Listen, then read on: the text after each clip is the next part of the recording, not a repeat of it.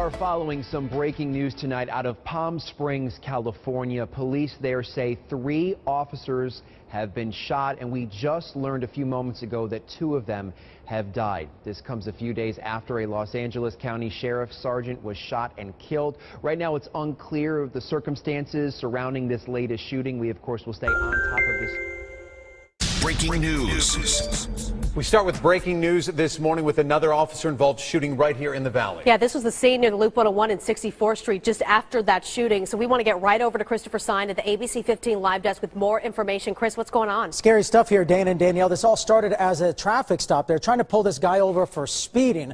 This was going to be at I-10 and Elliott. We have the attempted stop right here. And then look at the red line here, all the way up to the curve of the 101 there, north of the US 60, all the way into Scottsdale, where a trooper was targeted in this. Continuing the story is ABC 15's Katie Connor. She's live at the scene. Katie, what can you tell us about this situation, and how is that trooper?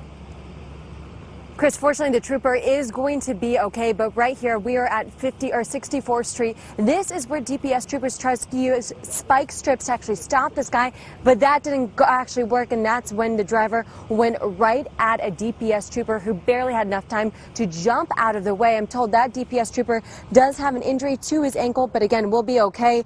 After that, DPS says the driver then crashed deliberately into several patrol cars, got out of his car, and he was armed with a weapon. Troopers in that area involved with that collision with this suspect observed a firearm.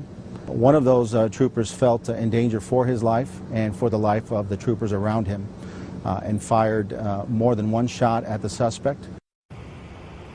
Now, DPS says the suspect did die right here at the scene, but this investigation will continue throughout the morning. Right now, the 101 is shut down from the 51 pretty much all the way to Scottsdale Road, so DPS asking everyone just to avoid this area on your morning commute, and as soon as we get word on when. He says they struggled for the gun and it accidentally went off. But deputies say this man, Kenneth Blair, shot and murdered his pregnant wife in their Prescott home, and the couple's other 2 children may have heard it all. The 5 and 11-year-olds were inside at the time, but not in St. Petersburg. Stabbing investigations underway as one man's fighting to stay alive. ABC Action News anchor James Tully is on the scene right now with an update. James, what have you been able to find out so far? Well, Dee, I'm standing here in the 2800 block of 37th Avenue North in St. Pete. Now, the stabbing happened in the front yard of this yellow home behind me. Police have left the scene, but before that, we watched them walk back and forth through that front yard shining flashlights. Let's show you some video from earlier when they were still here. Now, the front yard of that home, that's where police say a 53-year-old man was stabbed sometime around 2:30 a.m., suffering serious, possibly life-threatening injuries. Police have no suspects in custody and will not tell me if they even have a person or persons of interest at this point. Back out here, looking at that front yard, it's not clear if that was the home of the victim. Police telling me this morning, though, they're going to release more information sometime later today, and when they bring that to us, we'll bring it to you. Yemenis in their thousands rallied outside the United Nations office in Sana'a to slam the international body's inability to stop the Saudi indiscriminate airstrikes, the latest of which killed and injured civilians who had gathered for a funeral in Sana'a on Saturday. We have staged this rally to condemn the heinous Saudi attack and the funeral hall, where people had congregated to offer their condolences to the Interior Minister and the death of his father. All our calls on the UN to stop the Saudi bloodshed have so far fallen on deaf ears. The UN became a complicit in Saudi crimes when it decided to take the kingdom off its list of human rights violators. The move has further encouraged Saudis to continue with their unlawful killings of innocent civilians. Saudi warplanes pounded a burial gathering in the capital Sana'a on Saturday thrice.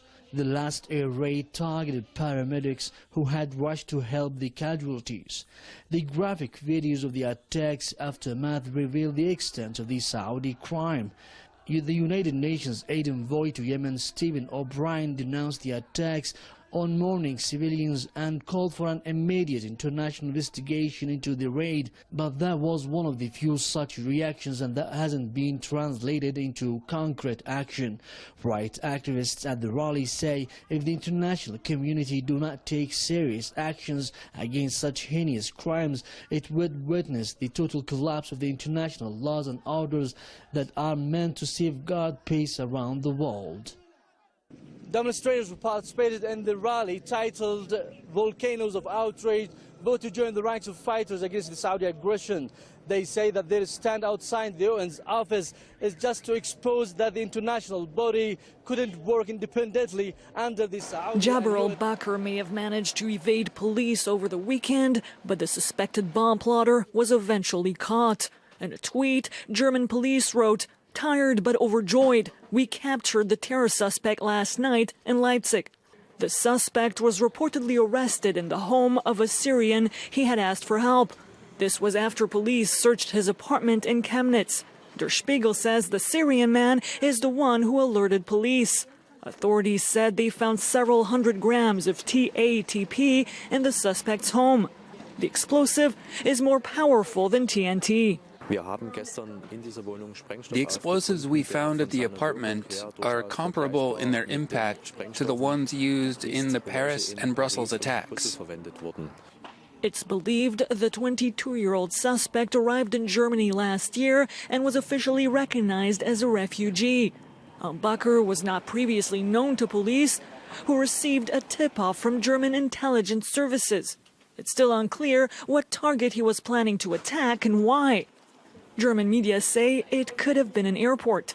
Germany has been on edge after suffering two attacks. An autopsy is being done to determine what caused the death of a 17-year-old college freshman. Eric Askins of St. Mary's County was found dead Sunday morning in a dorm room at UMBC. Baltimore County police aren't sharing which residence hall Askins was in.